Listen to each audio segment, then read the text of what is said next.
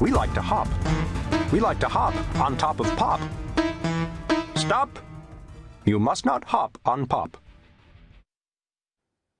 I've never liked Tolstoy.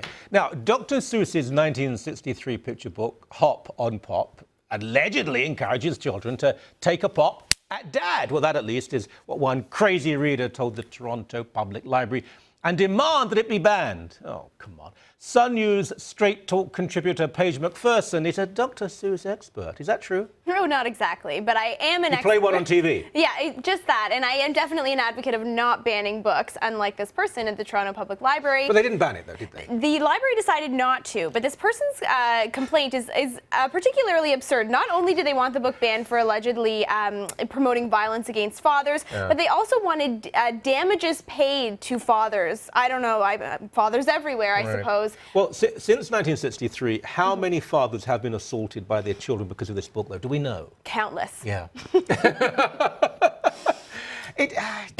We joke about this, but there is something that's serious. There is a neurosis in contemporary society that because I don't like something, because it might offend someone, I want it banned. Yeah, it's absolutely true. And we really see that particularly dealing with books and publications in both Canada and in the United States. I mean, obviously, there's that very prominent story that Ezra Levant brought to light about, the Maclean's magazine with the Mark Stein publishing, and people wanted that magazine to no longer be published, Mark Stein's book to no longer be published. That really brought the free speech issue to life. However, we actually see it in Canadian schools as well, where people have actually requested that books be banned. And I mean, there's a long list of classics. We've seen parents rallying against the book Catcher in the Rye for promoting what they say are sexual overtones. We've seen teachers concerned about this. A Handmaid's Tale, another classic. Well, because it's rubbish.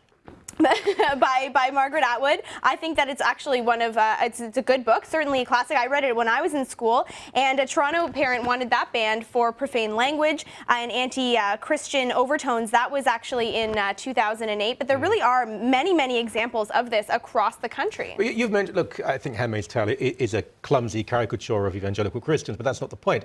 Most of the banning, though, is absurd, but some of it, when people say, for example, Merchant of Venice or 19th century American literature that portrays black people in a certain way, it shouldn't be banned. If the books are taught properly, they're actually very sympathetic and empathetic towards the minorities they talk about. But it better be taught properly, otherwise it's going to be embarrassing and humiliating. Right, that's exactly right. And there are some books that deal with that kind of sensitive subject matter, which can be very valuable for kids, obviously learning the lessons about tolerance and stuff like that that they would learn in high school. A really good example of that actually came out of Brampton, Ontario, which is near Toronto. Back in 2009, a Brampton school principal actually did scrap the book To Kill a Mockingbird, a Harper Lee classic. I read it when I was in school, and there was a similar movement in St. John, New Brunswick to ban it. But in this Brampton High School, it actually was scrapped from that school, I guess their curriculum. And at the time, interestingly enough, Kathleen Wynne, the current Premier of Ontario, was Education Minister. And she didn't exactly oppose, actually, this principal scrapping the book because of, I guess, because it was offensive to minorities, according to one parent. Well, if the N-word is used in a class with a number of black students, I mean, it's very difficult for a teacher. I mean, it really is very demanding. They have to, because some of the non-black kids might giggle, some of the black kids are going to feel upset by it. So I would never dream of banning such a book, but it's not easy to teach that to kids who may not be particularly good kids anyway, and you've got to try and control them. But would you allow anything to be taught? I mean, there is a book called Forbidden Passages, and it's a pun, the title's a pun, of various books that were at one point banned in Canada. And I've read the thing, and I can tell you some of the stuff there is hideously pornographic. I mean, it's sadomasochistic, it's horribly violent. I wouldn't ban it again, I wouldn't have kids reading it, but I mean, there are certain books I wouldn't encourage, certainly. Yeah, absolutely. And I mean, it does come down to a level where teachers have to use discretion. Obviously, people who are forming the Ontario curriculum or the curriculum in any province have to use their own discretion to not teach, outright pornographic content or anything like that. Would you ban Mein Kampf? No, absolutely not. That's a really important book. I mean, although, of course, it is discriminatory to people like me, obviously, it's an important book to know about that time in history, to realize, what spurred this, horrific event that happened. And I think it's really important for children to learn that. But we're not just talking about really contentious novels like Mein Kampf. We're talking about books like, Autobiography, or pornography. We're talking autobiography. Autobiography, yeah. We're talking about Charlotte's Web, for example. In Kansas, Kansas school district, there was parents who thought this book was inappropriate.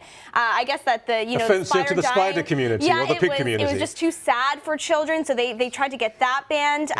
They've got a point. I cried so hard. It was very sad when I read that in school, of course. Where the Wild Things Are. That's a book that I read when I was in elementary school.